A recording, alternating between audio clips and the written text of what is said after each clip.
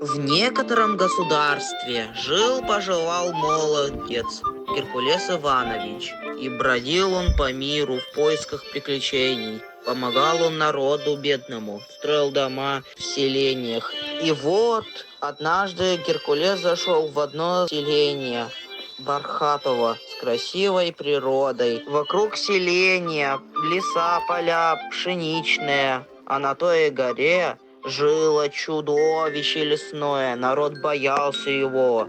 Рычал он по ночам, гремел по утрам, и решил добрый молодец помочь честному народу.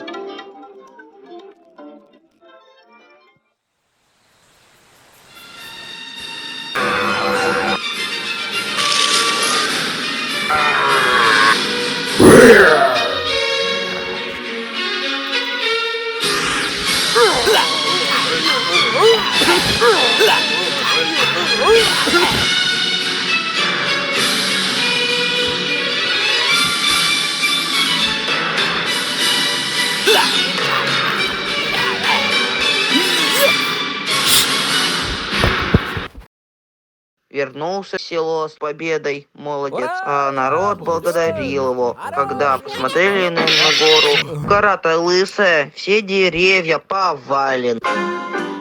С тех пор прозвали гору Лысой, и по сей день в селе том есть Лысая гора.